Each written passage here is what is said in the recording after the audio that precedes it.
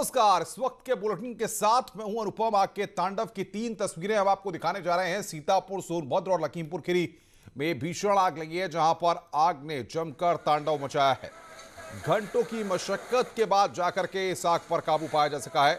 3 जगहों पर यह आग लगी है, सीतापुर, सोनभद्र और लखीमपुर खीरी। ये 3 जगहों की तस्वीरें इस वक्त आपकी स्क्रीन पर हम आपको दिखा रहे हैं। दिवाली से पहले पटाखों की दुकानों में यह आग लगी है। 3 जगहों पर सीतापुर की तस्वीरें, पहली तस्वीर हम आपको दिखा रहे हैं, दूसरी तस्वीर आप सोनभद्र की देख रहे हैं और तीसरी तस्वीर जो है वो लखीमपुर खीरी की है।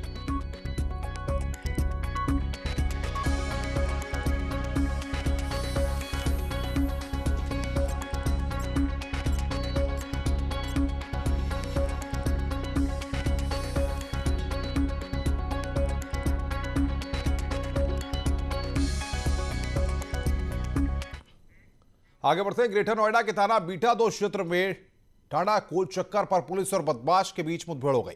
मुठभेड़ के दौरान एक 25,000 का इनामी बदमाश आकेल गोली लगने से घायल हो गया, जिसे इलाज के लिए पुलिस ने अस्पताल में भर्ती कराया है।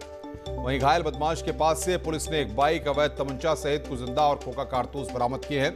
बदमाश पर करीब आधा दर्जन लूट, हत्या, डकैती, चोरी के मुकदमे दर्ज हैं।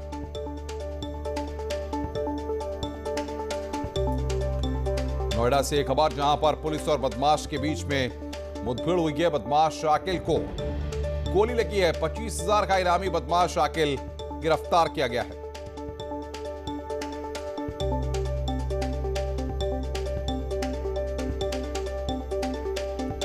बदमाश पर कई मुकदमे दर्ज हैं। नोएडा पुलिस को काफी दिन से इस बदमाश की तलाश थी। लगातार पुलिस की टीमें कॉम्बिंग कर रही थी। एक बाइक, तमंचा और कारतूस बरामद किया गया है। इसकी तस्वीर भी हम आपकी स्क्रीन पर आपको दिखा रहे हैं। 25,000 का इनामी बदमाश आकिल नोएडा पुलिस के हत्थे चढ़ा है। मुठभेड़ में आकिल को गोली लगी है, जिसके बाद आकिल को अस्पताल में भर्ती कराया गया है। आकिल पर कई मुकदमे दर्ज हैं।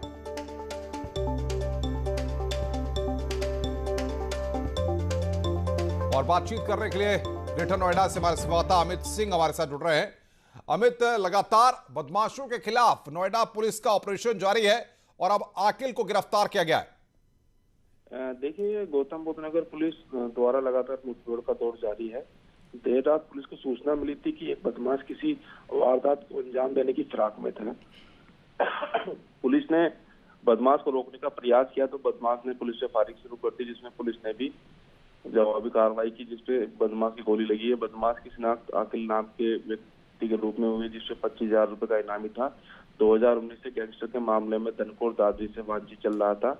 पुलिस को बड़ी कामयाबी है। इसमें 25,000 रुपए का इनाम गौतम बुद्ध नगर पुलिस द्वारा रखा गया था। इसके कब्जे से हथियार, बाइक, तमंचे आदि बरामद हुए हैं।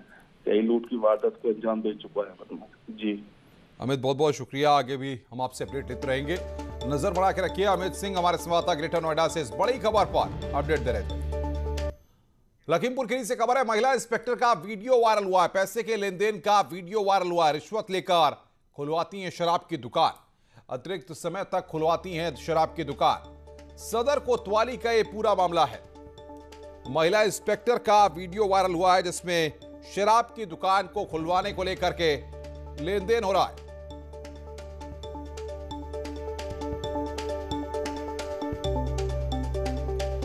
महिला इंस्पेक्टर का वीडियो वायरल हुआ। रिश्वत लेकर खुलवाती हैं शराब की दुकान, अतिरिक्त समय तक शराब की दुकान को खोलने के लिए यहां पर बातचीत हो रही है।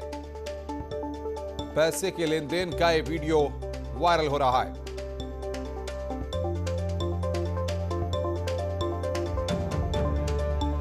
लखीमपुर खीरी से खबर, जहां पर महिला इंस्पेक्टर का वीडियो वायरल हो रहा है। बातचीत करने के लिए मनोज शर्मा हमारे संवाददाता फोन लाइन पर हमारे साथ। मनोज, कब का ये वीडियो बताया जा रहा है और क्या एक्शन अब तक इस पूरे मसले पर हुआ है? अनुपम, मैं आपको बता देना चाहता हूँ, ये वीडियो पिछले दो दिन पुराना बताया जा रहा है। ये सदर कोतवाली क्षेत्र का है। इंस्पेक्टर कंचन, महिला इंस्पेक्टर कंचन है, एक शराब माफिया से बात कर रही है कि 30 मिनट दुकान समय से अतिरिक्त खोलने के लिए 2,000 रुपए प्रति दुकान के हिसाब से 10,000 रुपए 5 दुकानों को जमा करा दे। कहीं ना कहीं वीडियो वायरल होने के बाद अभी तक कोई कार्रवाई पुलिस की तरफ से नहीं की गई है, लेकिन पुलिस विभाग में हड़कंप जरूर मचा पड़ा है। लेकिन लखीमपुर खीरी में शराब माफिया और पुलिस की गठजोड़ कोई नई बात नहीं है। एक दिन पहले भी एक शराब व्यवसायी का वीडियो वायरल हुआ था, जिसमें अवैध शराब को लेकर पुलिस की टीम छापा मारने गई थी। लेकिन छापा मारने के दौरान वहां मौजूद सिपाही मनोज कुमार सिपाही दरोगा से कह रहा है कि अवैध शराब से बने इन्हीं कारखानों और भट्टियों को ना तोड़े, क्योंकि इन भट्टियों में गरीब आदमी का पेट चलता है। कहीं ना कहीं ये साबित होता है कि लखीमपुर खीरी में शराब माफिया और पुलिस की गठजोड़ लगातार चलती चली आ रही है। मनोज, बहुत बहुत शुक्रिया आपका हमारे साथ जुड़ने के लिए और ज्यादा जानकारी देने के लिए। मनोज शर्मा हमारे संवाददाता इस बड़ी खबर पर अपडेट दे रहे थे। प्रतापगढ़ में कदई थाने के वारीखुर्द गांव में जमीन पर कब्जे को लेकर दो पक्ष आमने सामने आ गए। देखते ही देखते दोनों पक्षों में जमकर लाठी डंडे और फावड़े चले लगे। वहीं मारपीट में दोनों पक्षों के 12 लोग घायल हो गए हैं, जबकि 2 की हालत बेहद ही गंभीर है। इनको इलाज के लिए जिला अस्पताल में भर्ती कराया गया है। मारपीट का वीडियो सोशल मीडिया पर वायरल हो रहा है।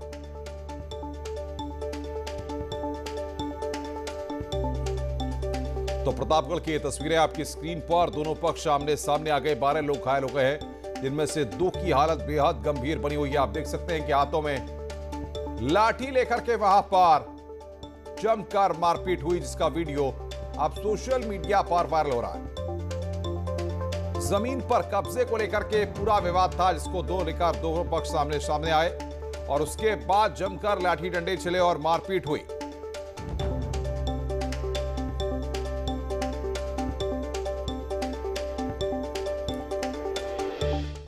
आगे बढ़ते हैं। सीएए के विरोध में हिंसा करने वालों पर सख्ती, फरार आरोपियों पर पुलिस ने इनाम घोषित किया है। पुराने लखनऊ में लगाए गए आरोपियों के पोस्टर, मौलाना सैफ अब्बास की फोटो भी आरोपियों के पोस्टर में है। 8 आरोपियों को वांटेड घोषित किया गया है। तो सीएए के विरोध में हिंसा पर सख्ती लगातार जारी है। फरार आरोपियों पर इनाम घोषित किया गया है। और बातचीत करने के लिए मोहम्मद शबाब हमारे संवाददाता लखनऊ से हमारे साथ सीधे जुड़ रहे हैं। शबाब, सरकार का ये सख्ती, और इससे पहले भी हम देख चुके हैं कि लखनऊ में इस तरह के पोस्टर लगे थे, काफी सियासत भी हुई थी, लेकिन सरकार पूरी तरह से माफियाओं और इस तरह के बदमाशों से निपटने में लगी हुई है।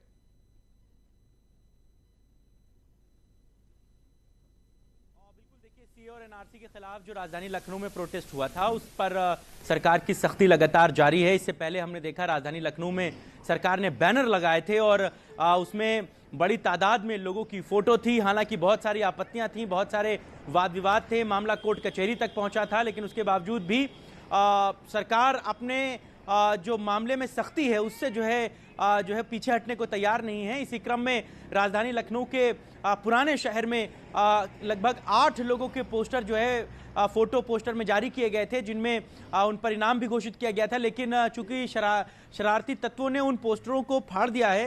राजधानी लखनऊ का ये पुराना इलाका है, आप देख सकते हैं कि चूंकि ये इमामबाड़ा है, छोटा इमामबाड़ा, इसी के पास में ही मौलाना सैफ अब्बास का घर भी है। और सैफ अब्बास बड़े शिया धर्मगुरु हैं और उनका सीए और एनआरसी में नाम आने के बाद से ही विवाद बहुत पैदा हुआ था। हालांकि मामला कोर्ट कचहरी में है, लेकिन फिर भी जिस तरह से मौलाना सैफ अब्बास का नाम है उसको लेकर के बहुत सारी आपत्तियां भी उन्होंने दर्ज कराई थी। लेकिन सरकार जिस तरह से सभी शरारती तत्वों और जिनके भी नाम उनमें थे उन पर सख्ती के साथ निपटने के लिए तैयार है, उसी क्रम में पोस्टरों को भी चिपकाया गया है। अनुपम, शबाब, लेकिन सवाल यहां पर खड़ा होता है कि जिस तरीके से हम देखते हैं कि विपक्ष लगातार इस सब मसलों को लेकर के सरकार को घेरने की कोशिश करता है, लेकिन सरकार ने ठान रखी है कि जो उत्तर प्रदेश में हिंसा भड़काने की कोशिश करेगा, जो उत्तर प्रदेश का माहौल खराब करने की कोशिश करेगा, उससे इसी तरीके से निपटा जाएगा।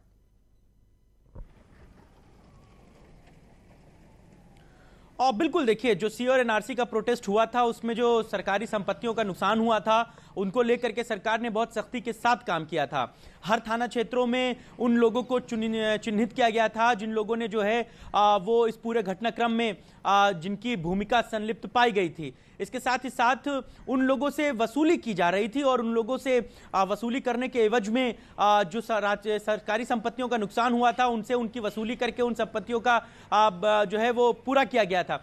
बहुत सारे ऐसे लोग हैं जिनके मकानों की कुर्की तक की गई थी और जिन लोगों के पोस्टर लगे हैं उन लोगों से इस बाबत कहा गया था कि आप जो है उन पर जुर्माना तय किया गया था और उनको उस जुर्माने को भरना था। जिन लोगों ने जुर्माना नहीं भरा है उनके घरों की कुर्की तक हो रही है।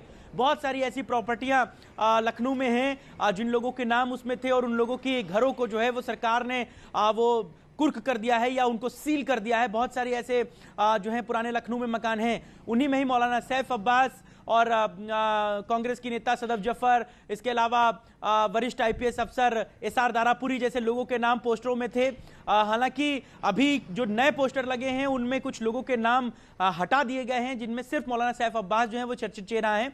लिहाजा भी देखना होगा कि किस तरीके से मामले में पेचीदगियां आगे बढ़ती हैं। पोस्टर फिलहाल इलाके में लोगों ने फाड़ दिए हैं, हटा दिए हैं।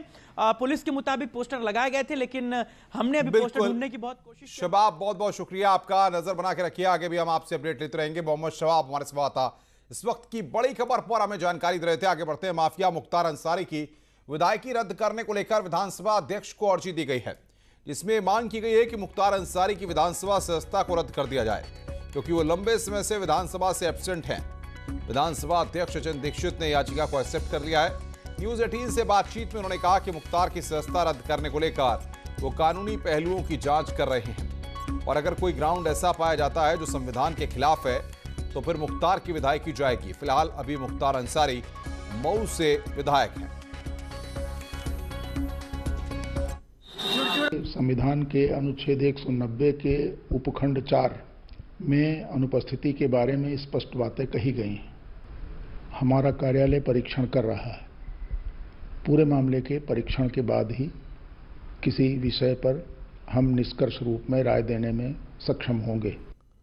प्रयागराज में अल्लाहपुर स्थित बाहुबली विधायक विजय मिश्रा के बंगले को प्रयागराज विकास प्राधिकरण का बुलडोजर चला और पूरा भवन गिरा दिया गया। करोड़ों की लागत से बना विजय मिश्रा का आलीशान बंगला मिनटों में ध्वस्त कर दिया गया।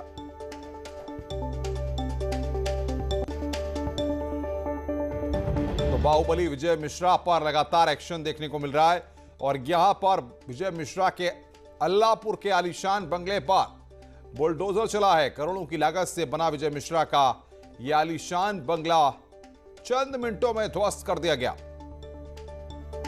ये एक्सक्लूसिव तस्वीरें इस वक्त हम आपकी स्क्रीन पर दिखा रहे हैं।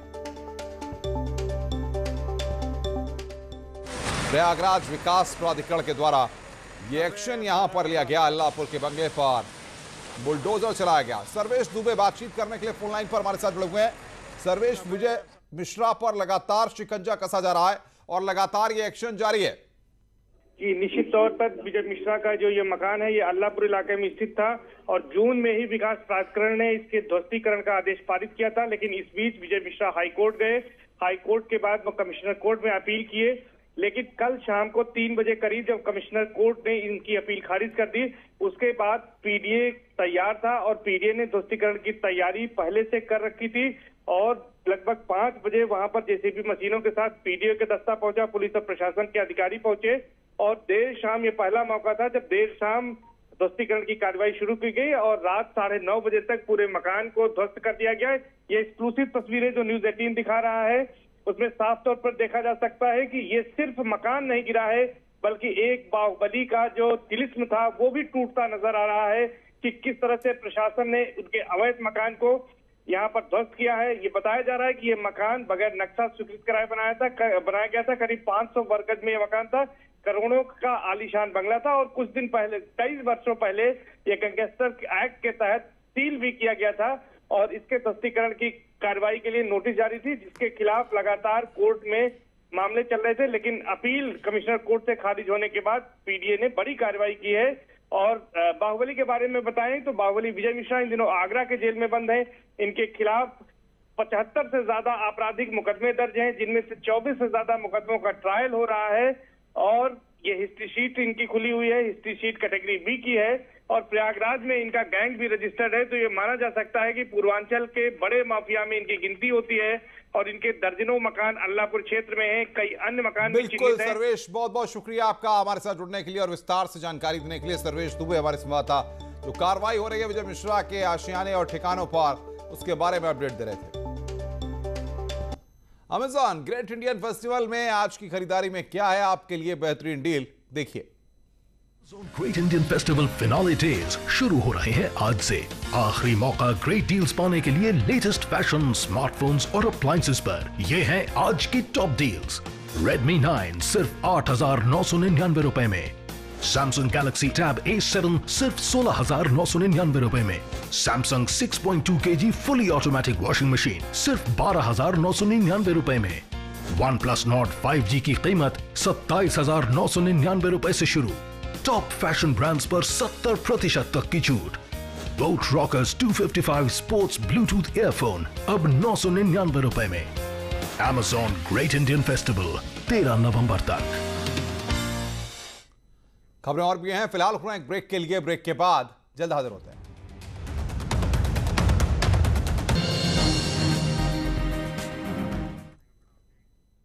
स्वागत है ब्रेक के बाद और अब बात करते हैं। खबर अच्छी है, इस बार अयोध्या की दिवाली खास होने वाली है। राम मंदिर के साथ ये पहला दीपोत्सव होगा जिसकी भव्यता देश दुनिया देखेगी।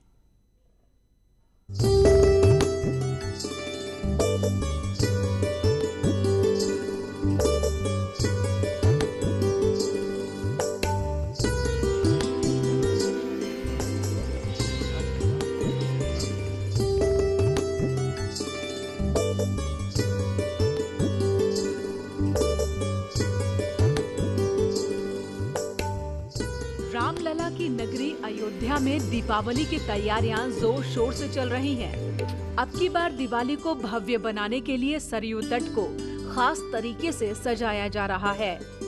दीपावली के दिन अयोध्या को अलौकिक बनाने के लिए प्रशासन की ओर से युद्ध स्तर पर तैयारी चल रही है। कितनी हमारे पास कैपेसिटी है, जो सोशल डिस्टेंसिंग के साथ कितने लोग बैठ सकते हैं और उससे भी आधी कैपेसिटी पे हम लोग प्लान कर रहे हैं। तो बहुत ही सेफ तरीके से हो, उसके लिए सारी प्लानिंग हम लोग कर रहे हैं और अच्छे तरीके से सुरक्षित तरीके से इसका आयोजन कर रहे हैं। अयोध्या में दीपोत्सव को दिव्य बनाने की जिम्मेदारी इस बार भी अवध विश्वविद्यालय को दी गई है। पिछली बार 4,26,000 दियों के साथ वर्ल्ड रिकॉर्ड बना था। इस बार करीब 5.5 लाख दियों से पैड़ी के घाट रोशन होंगे, क्योंकि इस दिवाली में घाटों की संख्या 12 के बजाय 24 हो गए हैं। इन घाटों को रोशन करने के लिए 2,000 वॉलंटियर सक्रिय भूमिका में नजर आएंगे। पिछले वर्ष हमने 4,26,000 दिए जलाए थे। इस बार हम लोग 6 लाख से ज्यादा दिए प्रज्वलित करने का लक्ष्य रखे हैं और घाटों की संख्या भी पहले 12 घाट दिया गया था, अब 24 कर दिया गया है। इतना ही नहीं, घाटों पर दियों के साथ रचनात्मक चित्रकारी भी देखने को मिलेगी। इसके लिए साकेत डिपार्टमेंट के चित्रकारों की कलाकृति यहाँ देखने को मिलेंगी।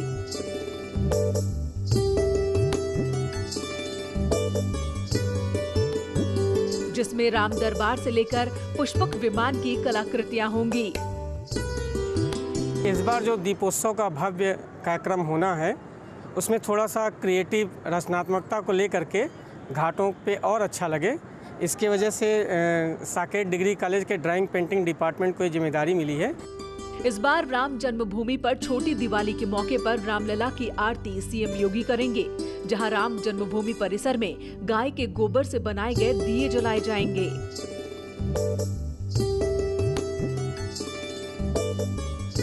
अब जो कैंपस में पहले प्रतिबंध था, अब रामलला विराजमान हो गए, शिफ्ट हो गए, तो पूरा कैंपस अब हमारे पास है, तो क्या हम कैंपस में हर्षोल्लास का दीपावली मनाएंगे। रामलला के मंदिर के साथ इस बार भी दिवाली भव्य होने वाली है, लेकिन कोरोना काल को देखते हुए अयोध्या में कम लोगों से आने की अपील की गई है।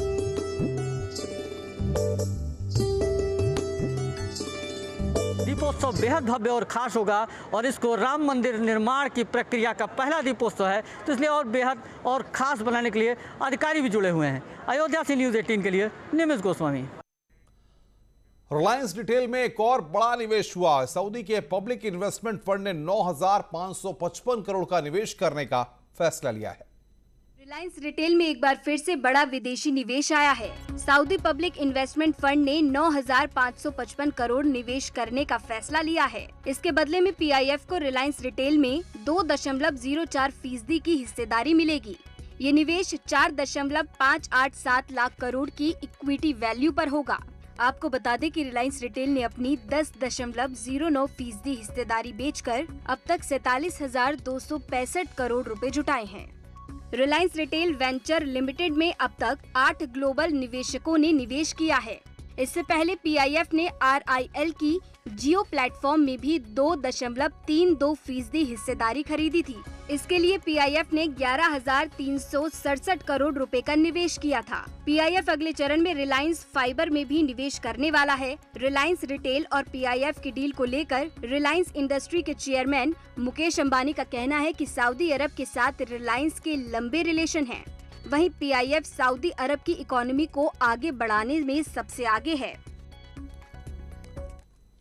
खबरों का सिलसिला लगातार जारी है। फिलहाल इस बुलेटिन में इतना ही। नमस्कार।